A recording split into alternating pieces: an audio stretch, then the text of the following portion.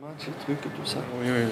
Ok, Hassan Salah. La préparation de match, elle était basée surtout sur la récupération et sur l'analyse de l'adversaire uniquement.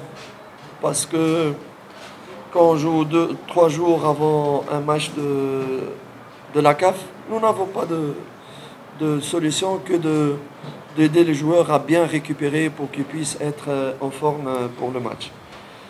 Malheureusement, ce que j'avais dit après le match de Mwanza, que la TFF avait refusé de, de postposer notre match de Mwanza parce que nous représentons la Tanzanie pour la Coupe d'Afrique.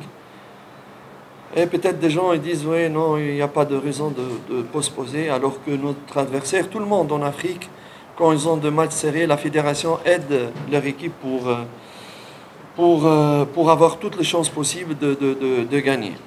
Ce n'était pas le cas et malheureusement ce match de Mwanza, il nous a coûté donc 2 blessures.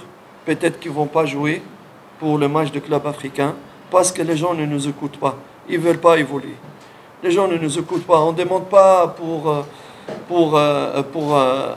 postposer les matchs rien que pour le plaisir de postposer. Parce que nous sommes des techniciens, on sait jouer 3 matchs en 8 jours, ça va faire des blessures.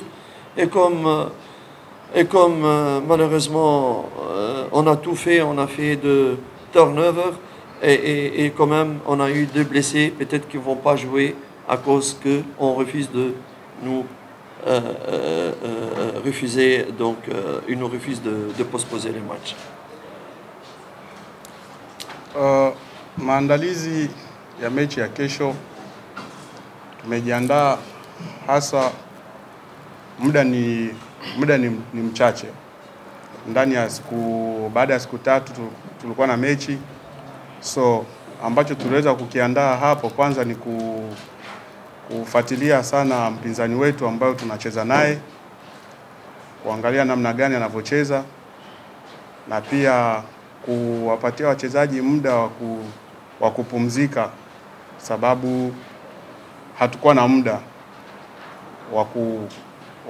wa kujiandaa sana. Mechi ilifatana. Kwa mfano kama mechi ya Juma ambayo tuliocheza Mwanza, tuliomba shirikisho TFF kama wanaweza kaisogeza mechi mbele ili tujiandae vizuri, lakini hatujajibiwa kama tulivyokuwa tunatarajia. Hata kama wengine watasema hiyo sio sababu, lakini karibia sehemu zote Afrika pale mnapokuwa mnaandaa mechi kubwa ya kimataifa kama na hiyo, huwa shirikisho linasaidia timu kupata muda wa kupumzika ili wajiandae vizuri. Lakini sisi kwa upande wetu haikuwa hivyo, ijapokuwa sisi tunawakilisha Tanzania, na ndio maana hata mechi ya Jumapili, mechi ambayo tumecheza Mwanza, tumepata majeruhi wachezaji wawili ambao hawatakuwepo. Yote pia inachangia hiyo sababu ya kutosikiliza tulivyokuwa tunaomba mechi isogezwe mbele kutokana na ratiba ambayo sisi tunayo ya mechi ya kimataifa.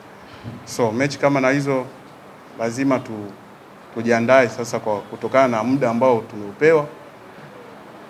Bila hivyo hakuna lingine ambalo tunaweza tukalifanya zaidi ya kujiandaa na muda huu ambao tulikuwa nao. Mechi zinapangana na tukimaliza hii tunacheza hii, tukimaliza hii tunacheza hii, na pia mechi ya Afrika hiyo imekuja.